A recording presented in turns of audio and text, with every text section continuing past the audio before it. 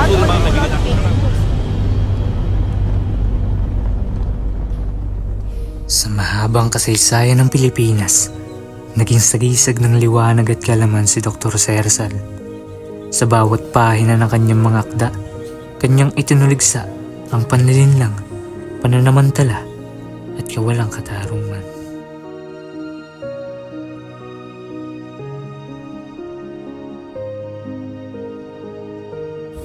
Ngunit ngayon, sa panahon ng digital na teknolohiya, naging malaking hamon ang paglaganap ng maling impormasyon.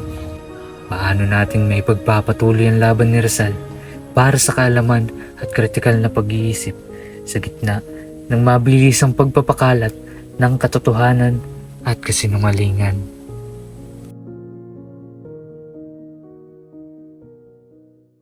Ngayon, mas mabilis ang daloy ng impormasyon, pero mas mabilis din ang pagkalat ng peking balita. Ang hamon, paano natin mapapanatili ang diwa ng katotohanan sa gitna ng ingay ng digital na mundo? Halina't ating tunghayan ang isang paglalakbay na maghahalin tulad ng nakaraan at kasalukuyan upang matutunan kung paano natin maaaring muling buhayin ang mga aral ni Rizal sa panahon ng modernong digmaan para sa katotohanan. Anong masasabi mo tungkol sa epekto ng fake news sa mga tao? Ang fake news ay talagang silyang dinisenyo para laruin ang emosyon ng tao. Karaniwang ginagamit ito ang mga nakakagulat, nakakatao o nakakagalit na pahayag para mabilis itong makuha ang atensyon ng mga tao. Kapag ganito ang approach, maraming tao ang agad naniniwala kahit walang sapat na ebidensya. Sa social media, kung saan napakabilis at dali ang impormasyon, ang isang maling balita ay maaaring kumalat ng parang apoy sa loob. Sa loob lamang ito ng ilang minuto. At ang epekto nito ay hindi lamang limitado sa maling paniniwala. Maaari itong magdulot ng takot, pagkawatak-watak ng mga tao at minsan maling desisyon na nagiging sanhi ng mas malalaking problema sa ating lipunan. Nang dahil sa fake news, dito ay nagkakaroon ng malawakang epekto sa lipunan. Hindi lamang nito pinapalabo ang katotohanan, kundi nakakasira rin ito sa relasyon ng mga tao at mga institusyon. Ito rin ay nagdudulot ng takot at hindi pagkakaunawaan sa buong komunidad. Kaya mahalagang tandaan na hindi lahat ng nababasa o nakikita natin ay totoo. Bago tayo maniwala o magbahagi ng anumang impormasyon, kailangan natin itong suriin ng mabuti. Sa pagsusuri natin ng mabuti, mas maiintindihan natin o malalaman ang mga katotohanan sa likod ng mga balita.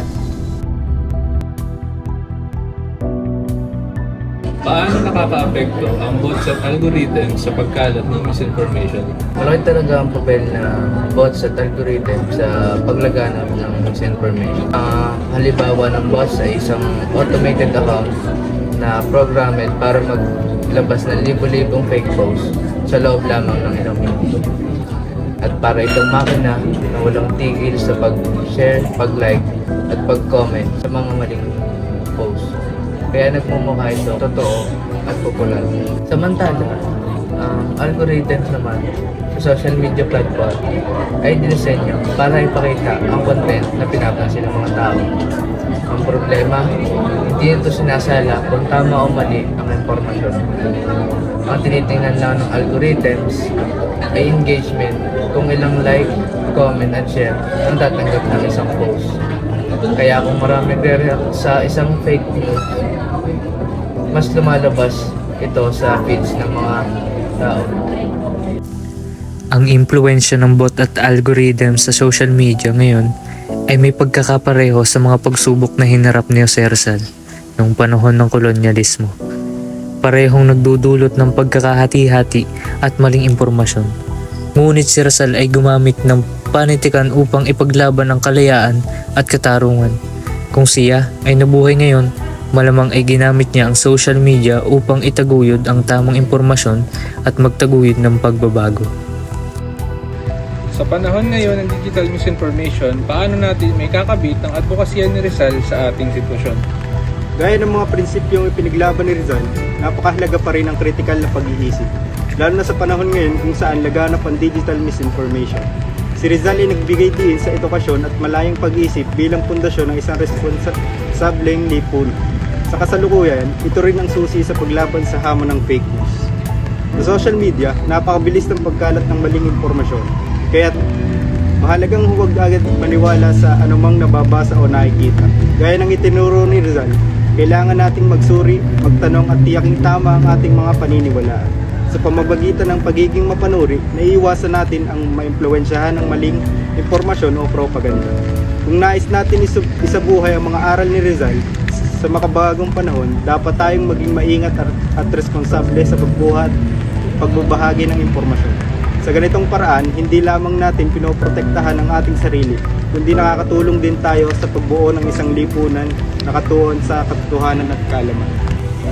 Sa pag-usad ng panahon at paglawak ng komunikasyon, patuloy nating nararanasan ang mga isyong sumisira sa ating lipunan. Bagamat ang pag-usbong ng teknolohiya ay nagpapalawak ng kaalaman at ideya, nagdudulot din ito ng mga negatibong epekto tulad ng posibleng pagbaba ng ekonomiya. Sa kabila nito, malaki ang papel ng ating sariling pagkakakilanlan bilang mga Pilipino at ang mga aral na iniwan ni Jose Rizal. Ang mga aral na ito ay may potensyal na magbago at magpaganda sa ating sistema ng lipunan.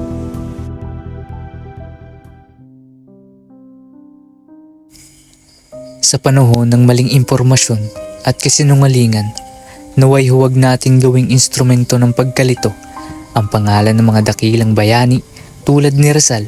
Ang kanyang buhay ay alay sa katotohanan at liwanag, kaya tungkulin nating mag-ingat sa bawat salitang ating pinaniniwalaan at ikinakalat.